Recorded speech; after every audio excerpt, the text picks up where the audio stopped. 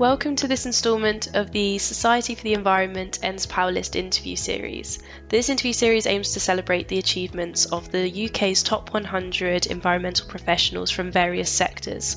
These professionals have been nominated by colleagues, clients and competitors for their contributions to a wide-ranging number of sectors, such as healthcare, ecology, and today we will be discussing waste management. Today I'll be interviewing Lara Ayris from WPS Compliance Consulting, Chartered Environmentalist registered via the Chartered Institution of Waste Management and featured member of the ENV's Powerlist. Congrats for making it onto the ENV's Powerlist. What does it mean for you to be recognised in this way? It's just really touching. I wasn't expecting it. I have no idea if it was something that was nominated for, so I don't know who nominated me, but it's always amazing to be recognised for the work that you're doing professionally. So thank you to whoever helped me get on the list. Amazing. It's really nice of either your colleagues, clients or competitors to nominate you in this way. So starting with your role and background, could you please give us an introduction into who you are and what you do? Okay. Well, my name is Lara Ayris. I'm the managing director of my own company called WPS Compliance Consulting Limited, which I started back in 2009. It was called Waste Plan Solutions when I originally started it. But historically, I've also worked for the Building Research Establishment as well as the Chartered Institution of Waste Management during my working life. And academically, I have a couple of masters in waste management and the environment, as well as a bachelor's degree as well. It's really impressive. I'm a chartered environmentalist, I should say, and a chartered waste manager. Fantastic. Thank you so much. And what's something that most people wouldn't know about your job? I think it's the variety that comes with sort of managing your own small compliance sort of consultancy. I've got a nice team around me, but every day is very different. And it is generally that for my staff as well as me. But one day I'm working on the finances and budgeting, next day I'm recruiting, and then I'm also still getting my teeth into the technical side of it. I am a technical MD, a bit of a nerd, so I still do work on the actual projects as well, which is probably my favourite part of the job. Yeah, that's something that really stood out to me when we spoke before about the variety of your role. Sounds really interesting. So we know that you've received lots of awards, like you've just discussed, for your success in driving down waste in the construction industry. Are you able to highlight some ways that you have been able to lead to these improvements? I guess so. I'm a big believer in taking the quick wins, I guess, because I believe in keeping things simple. Because the more you keep things simple and you do maybe what seems to be small things, but they actually mount up across a construction project or what's actually happening within a company. And I do believe that it can make massive differences, even down to things where you're negotiating waste segregation prices, or you're looking for an opportunity of what you can do with a particular waste stream. It could just be one waste stream that you focus on, but that just one change that is made leads to substantial change. And that's what I'm a big advocate of that. Just let's keep things simple and take things one step at a time. Yes, and I suppose even from an environmental point of view, it's all about those little things that build up to have the grand impact. So no, it's nice to hear. And in 2013, you faced some resistance against sustainable waste practices due to criticism of red tape. How did you overcome this challenge? Well, the red tape challenge, yeah. When I first started the company, as I said a few minutes ago, it was called Waste Plan Solutions, and I was actually recommended to call it that through the Business Link services that were running at the time. They suggested that I name it actually what I'm doing, and at the time I was mainly doing site waste management plans, which was a piece of regulation. However, when they got scrapped, I was, of course, worried. And unfortunately, we did have to make redundancies at the time. We did have to change our practices. And it was a little bit soon, because at that time, I'd only been operating for a couple of years and we hadn't diversified to the level of different products that we do today. However, we've come out stronger from the red tape challenge.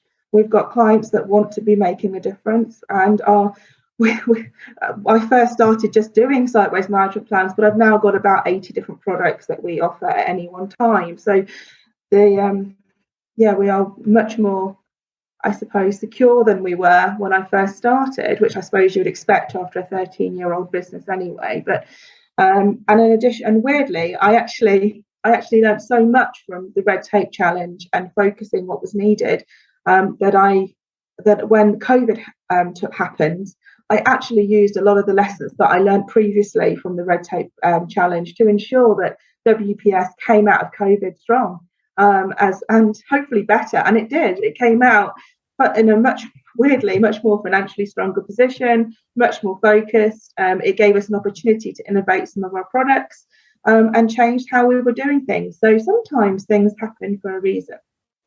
Wow, what a journey the company's been on. And it's interesting to hear how the pandemic came into that as well. So kind of going back further, what sparked your interest in sustainability in the first place? It started a long time ago, Sophia, when I was a child, back when I was growing up with my dad and my mum, obviously, but my dad was a plasterer for the construction industry, and he had about 50 or so guys working for him back in the 80s. And back in those days, health and safety, it wasn't what it is today. And I was on site with my dad at times, and I quickly understood the pressures on a construction site, as well as I saw some quite uncomfortable images in relation to the environment. Things where pallets of bricks were just being buried because they couldn't be bothered to move it to another site. I even saw a JCB buried when I was young, and it was really not a good situation, and it really instilled a passion. And even if you was asking the Chartered Institution of Waste Management how and why I got my job there, because it was a much sought after position, it was because of my passion. And I actually drove the construction agenda as much as I could while I was at the Chartered Institution of Waste Management. And of course, working for BRE enabled me to link my construction passions with the sustainability agenda. And here at WPS, of course, I can follow my own whims and wishes and take on any project that particularly inspires me. Wow, yes, that's something that's really stood out to me when listening to the journey of professionals in different industries, is that those that seem to be the most successful do genuinely have a passion for their field, and it's almost always driven by something that has happened in their childhood. So it's very interesting to hear about. Yeah. So then moving on to how you've thrived professionally, why did you decide to become a chartered environmentalist? Well, I have a passion for the Chartered Institution of Waste Management since I worked there. I loved working there. I also continue to work for them at times. I'm an accredited trainer for them. But just to be recognised at a professional level that I am a chartered environmentalist and a chartered waste manager was really important to me. It was something that I really wanted to do. So I made sure that throughout my journey at WPS, I continued my continuous professional development plans and continued to grow. And that I was doing my masters as well, part-time. So you just keep going, don't you, with things and learning new things. Life is always a journey.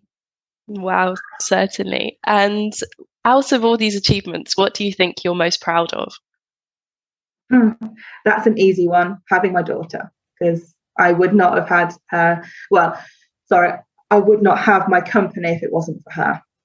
So she is my biggest achievement, and she will always be my biggest achievement. Wow. How old is she? She's 13. Oh, wow. Well, I hope she gets to hear this. I believe she knows. She knows that she knows that WPS was born about 9 months, funnily, after having my daughter. So I didn't want to be commuting into what would have been Watford back then from Northampton, and I wanted to be at home as much as possible and work part-time and be flexible. So I stupidly thought I'll just do some part-time work and help some local sites out locally. And of course, my first job was in Bath, and I'm based in Northamptonshire, so I'm not sure you could call that local, but I wanted to help them. I knew I could, so I did. Well, like you said, everything happens for a reason, so I'm very pleased that it all worked out for you.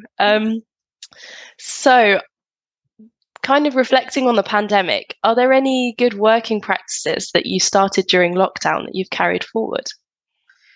Yeah, so I think we've just generally increased our productivity and got a much more better handle on numbers, what I would say numbers, and understanding where the business is at any one time, what direction we are, and also understanding our financial commitments. So we feel that well, I've always known where I've wanted to be from a risk point of view and a business manager point of view.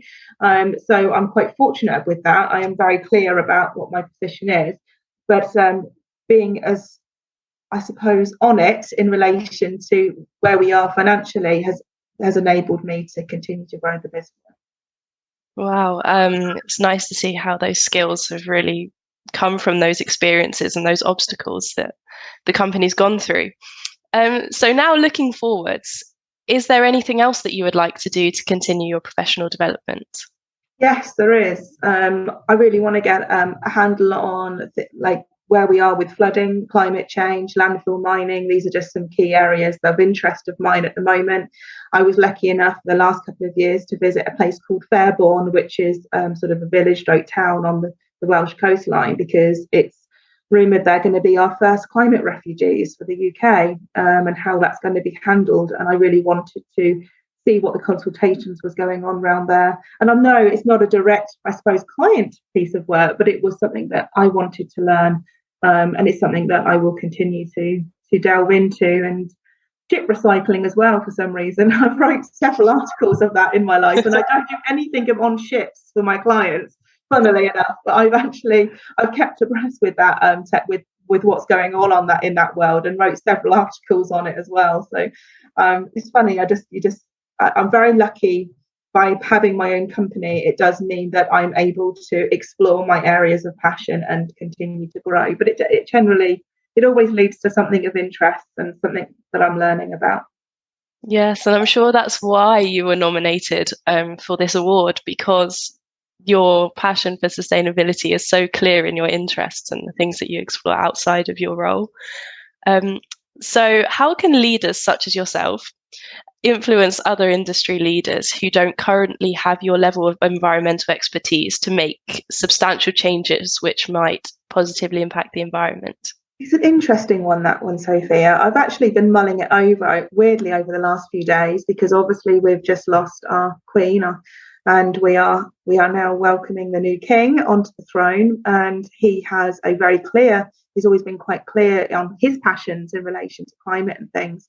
And I'll be interested to see what happens moving forward on that. But I also heard that he always likes to talk to people because he wants to learn himself what the latest information is and what can be done.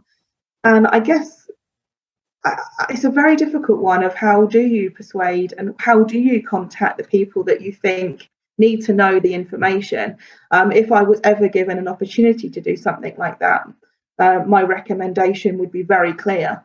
And that would be to take simple steps to try and motivate the people of the world, as well as our own country and our own region, of what we can do, because I think it's very much misunderstood how many simple things can be done that will have a big impact on helping us with our sustainability. And as I said earlier, if we can do the simple things first, let's do the simple things first, and we should be raising that level of awareness. But how to start and to make that contact is a difficult question to answer, and one that I don't have the answer to. I totally agree. It's definitely going to be a series of small changes over a long period of time. Kind of reflecting backwards then, if you could give any advice to yourself at 18, what would it be? There'd be a lot of advice I would give if I could go back to 18. I would want to tell myself that anything is possible. If you can dream it, you can do it. And I still have to tell myself that, because I still have aspirations for my own future, even now that I'm much older.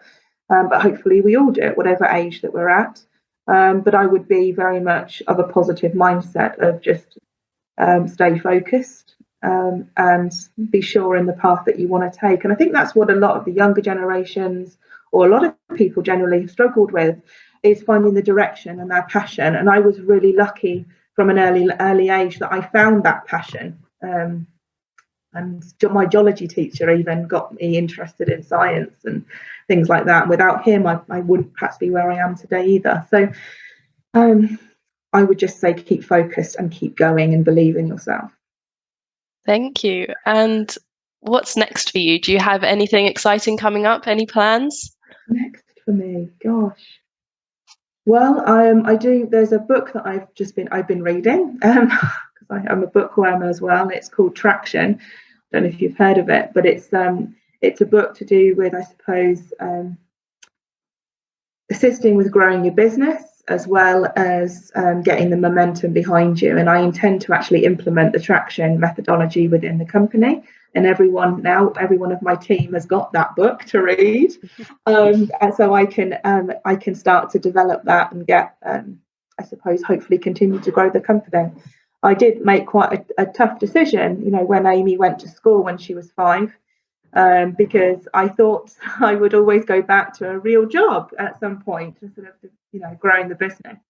But I had so many lovely clients working for me by then. I didn't want to just walk away. It would have been wrong to do that.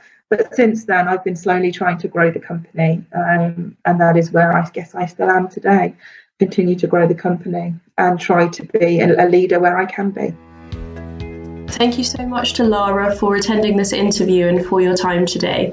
For anyone listening, you may be interested on checking out other videos as part of this series. So if you are, you can head over to our dedicated YouTube ENV's Power List Meet the CEnv Leaders playlist. And finally, if you'd like to learn more about SocEnv and what we do, please visit our website at socenv.org.uk.